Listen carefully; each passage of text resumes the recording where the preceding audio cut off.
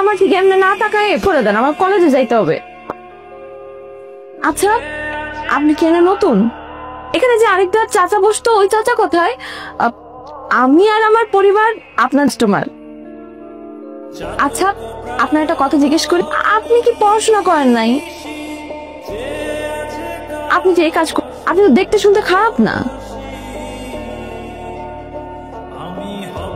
এতে কথা বলতেছি, আপনি কি আমার কথা শোনেন না? কাজের কথা রাখলে কোন? আপনার কি মনে হয় হ্যাঁ এতক্ষণ ধরে আমি অকাজের কথা বলতেছি?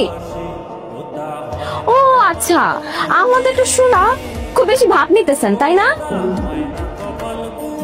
মানে তাড়াতাড়ি টাকাটা দেন বান্তি। আরে আমার কাছে তো 100 টাকারই ভাঙতি কাস্টমার। আচ্ছা তাহলে আপনি একটা কাজ করেন, এই টাকাটা আপনি নিয়ে যান, কলেজে থেকে ফেরার পথে দিয়ে যান। টাকাটা আপনার কাছেই থাক, আমার কাছে এখন তারে কিনে খরচ করে ফেলাবো। টাকাটা আপনার কাছেই রাখেন, আমি কলেজে টাকাটা নিয়ে যাবো। হ্যাঁ কাপড় তো একজোড়া নতুন জুতা কিনে নিয়েন। মুতি কই? টাকা ওর কাছে, আমার 500 টাকা নিয়ে এই বেটা গেল। আমি এখন সারাটা সপ্তাহ আমার 500 টাকা তুই দেখলে না, এটা তো উচিত শিক্ষা দিব।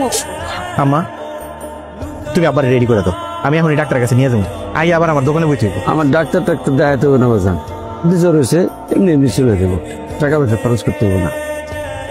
আবার শোনো, তুমি কিন্তু সবসময় একটু বেশি বুঝো, এই বেশি বুঝে বুঝে নিজে ডক্টরে বাড়াইছো।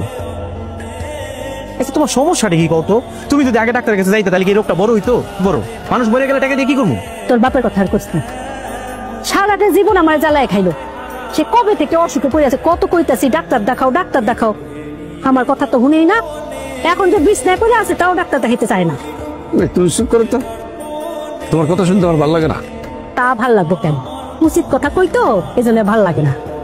নিজে তোমার ভাই আমাকেও মারবা। আরে কি শুরু করলা তোমরা? ঝগড়া শুরু করে দিছো। আবার শোনো, আমি তোমার কোনো কথা শুনবো না, আজকে আমি তোমার ডাক্তার কাছে লই যাও। বাজান এত পেরেশান হোস না তো, দোকানে কি আয় রোজগার হইতেছে? আব্বা চিন্তা করতেছো কি লিগা? আমি আছি না, এত চিন্তা করি। আর আজকে আল্লাহর রহমতে দোকান অনেক ভালোই কাজ।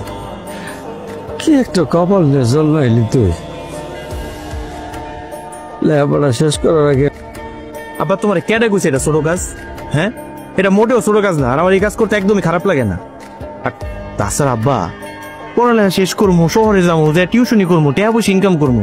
তুমি দেখো আব্বা, আমি শহরে যাওয়ার পর মেলা টাকা পয়সা আর তুমি করে চলার খরচ পাঠানি। এখন ল বেশি কথা করো না, তাড়াতাড়ি রেডি হলো। আম্মা তাড়াতাড়ি। আব্বা উঠো উঠো। তুই একটাবার ভেবে দেখ, এই ছেলেটা কত বড় বাটপার, যে এত বড় রকমের একটা বাটপার। আমার 500 টাকা একটা নোট দিয়ে বললাম যে আমি যাওয়ার সময় ওর কাছ থেকে বাকি টাকাটা ভাঙতি নিয়ে যাব, কিন্তু দেখ ফেরার সময় ও আমার টাকাটা নিয়েই গায়েব হয়ে গেছে। তুই ওর সহজ সরল চেহারাটা দেখলে জীবনে বুঝবি যে ও এত বড় একটা শয়তান। মনে আমার পাইলে যে কি করতে মন চাইতেছে।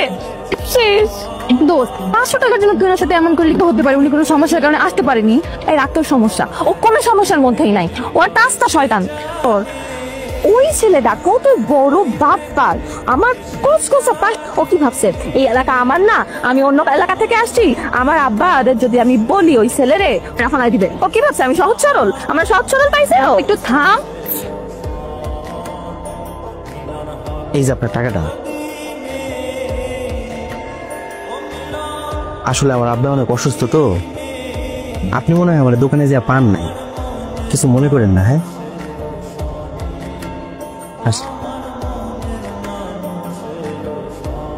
দেখছস, আমি তোরে আগেই বলছিলাম